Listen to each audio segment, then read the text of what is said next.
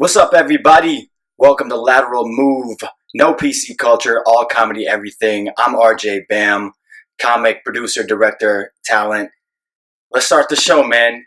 We got a special one today. I'm joined by my brother, Marcus Griffin, or Marcus G Baby, if you know him by his stage name or IG handle. Fresh off the LTD Splash Fest, Fremont, killed it at the show. First interview since the fucking show. Let's get into it, bro. Let's get straight into it, man. And like you said, first one since the show, and I'm going to start. I'm giving the first one to RJ Bam and Lateral Move because this is my partner. He's been grinding. I respect the grind, bro. And like as we go, as I go, you go. And as you go, I go. Exactly. So that's how it's going to work, baby. Sir. Yeah. That was my first time seeing you perform. Yeah. And it was super dope. That was a cool event, first of all.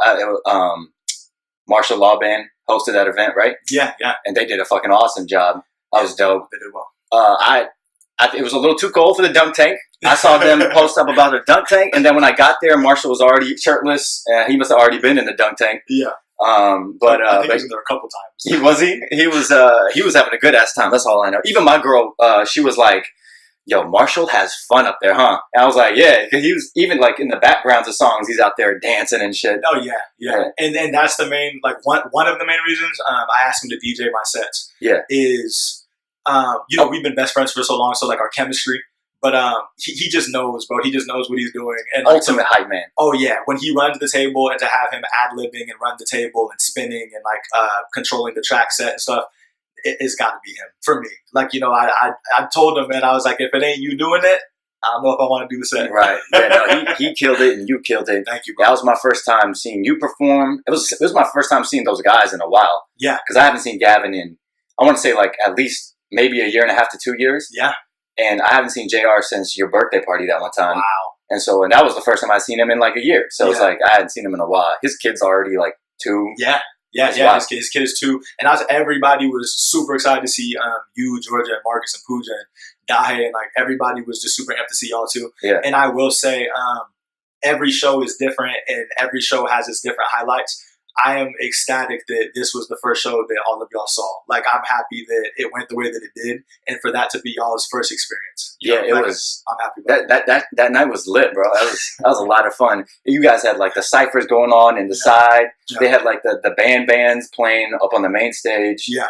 I'm assuming Marshall played over there and closed down the show. He did. I was checking out the Splash Fest their like IG page, and they had like they had some shorty up there singing and stuff, and she was killing it. Probably Scarlett. Yeah, I think that's what her name was. And then talented, very talented. Yeah, talented, good looking, like she's killing it. She's got the whole package. Yeah, and then there was like when we first got there was a band that was playing, and they were cool. They didn't really have lyrics on the song that they were playing when I was listening to them.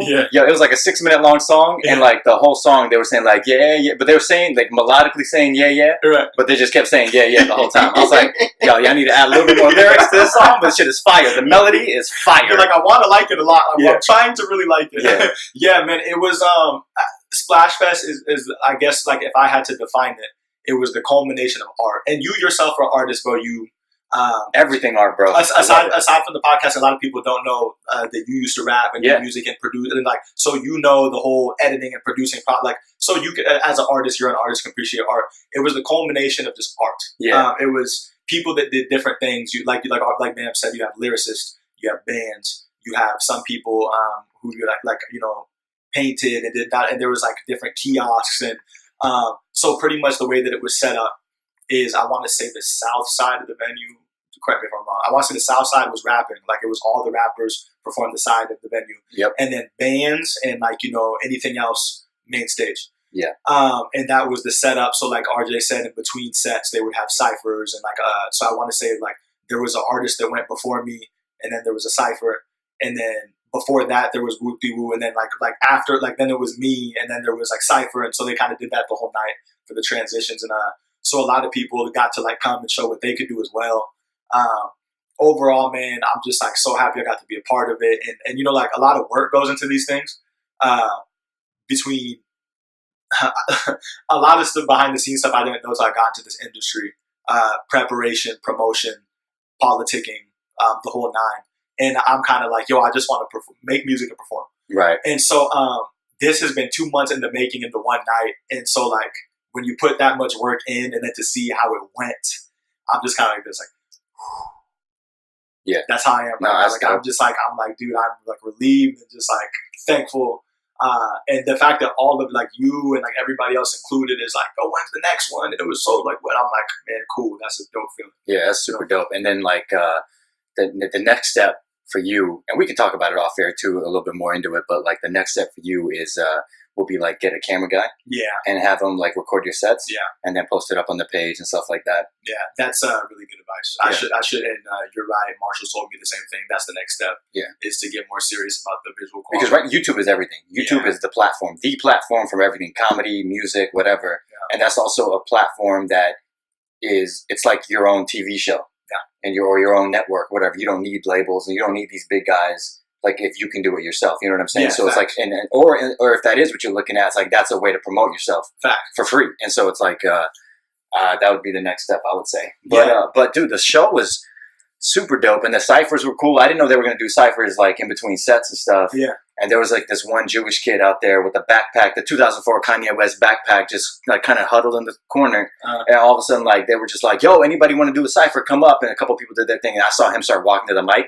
And then I was like, Gavin, get your camera. Gavin, this dude is about to he's about to light this shit up, bro. Get your camera ready. And he's like, you think he's going to be fire? I'm like, bro, look at him.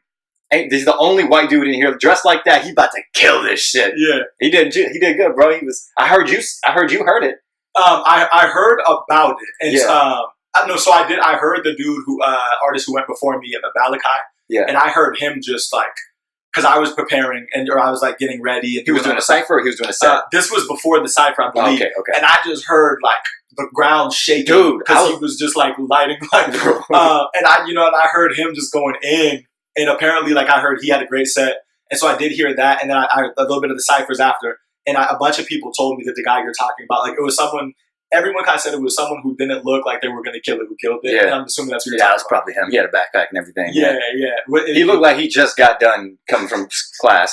Yeah, I heard he gassed, and so like, bro, yeah. I heard there was a couple spitters been in the ciphers, and like, since I was performing, I wasn't about to join the cipher, but I always loved watching it. There was one cat, and he was like, he did like a funny cipher, and he was cool, and then like the whole time I think he was saying bitch. He was going bitch, and then my girl and Pooja were like, is he saying taint? I'm like, I think he's saying bitch. So I heard there was a young lady that came to the show, and she had told me, she was like, yeah, like there's this guy who kept going bitch, and she was like, but he just kept saying it like almost over and over, and people were kind of looking like, yo, were you about to say anything else? And he's like, bitch, and then she said like people were kind of looking like, but yeah, I heard about that. I just started rolling. He actually did spit. Yeah. Like he had like a 5-minute set of just saying bitch. But he did say like a verse, and it was kind of cool. And then he came back around like after everything was over, when they were doing like ciphers after your set and everything, and then he came in with a funny verse. It was cool. Okay. But no, he was going hard with the bitch for a while. I was like, damn, okay, we're just gonna keep doing this. Yeah, so I just remember going in. Hey, you see, because there was like around where I was standing. Because I know you saw me when you were going up on stage. I did. And there was like these two shorties that were standing in front of me, and this bitch was wearing a pink condom dress. Oh, okay, wait, I heard about that. I somehow missed it. I was like, yo, shorty's ready for bed. She's looking for a motherfucker tonight. I'll tell you this.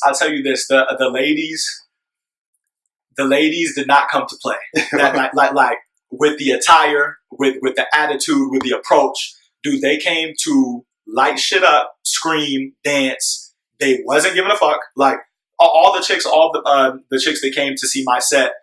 And initially when it starts, artists have to say, bring it in, bring it closer. That's something a lot of artists have, because naturally people are timid, that they might not know you.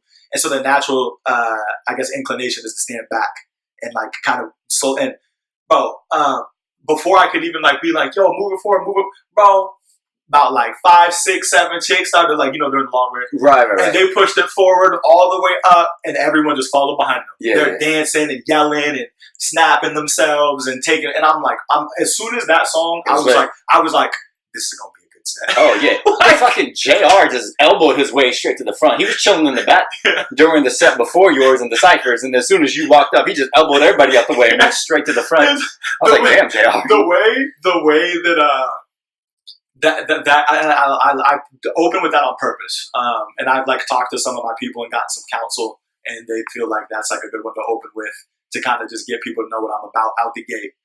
Tell people like, this is the situation, man. Like, this is what I'm about.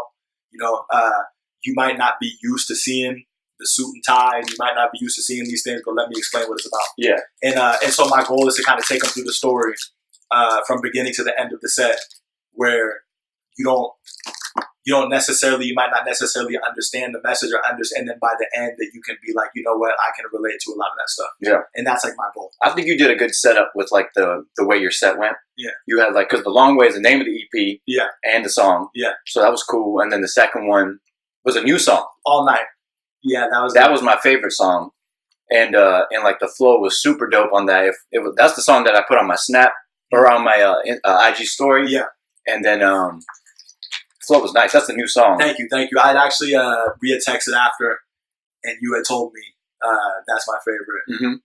But it was a lot of people's favorite. Yeah. It was a lot of different people I spoke to were like, you need to do something with that song. Mm-hmm. And it was so dope because I usually do a 4-song set. The EP's 4 songs. So I typically do a 4-song set. This time I was like, you know what? I want to challenge myself. Like, I want to. It's always about challenging yourself and making things tougher, man. It's like you when you lift. You're always you can never chill. You just have to keep pushing. And I'm kind of like both. Your mentality with lifting, I like to take into music, where it's like I could get complacent and do the same 4 songs, or I could do 2 new songs and then still make it a 4-song set and be like, this. It's easier to do. It's less time up there. It's less like, I guess, for lack of a better word, like wear and tear. Like, it's less like work. Mm-hmm.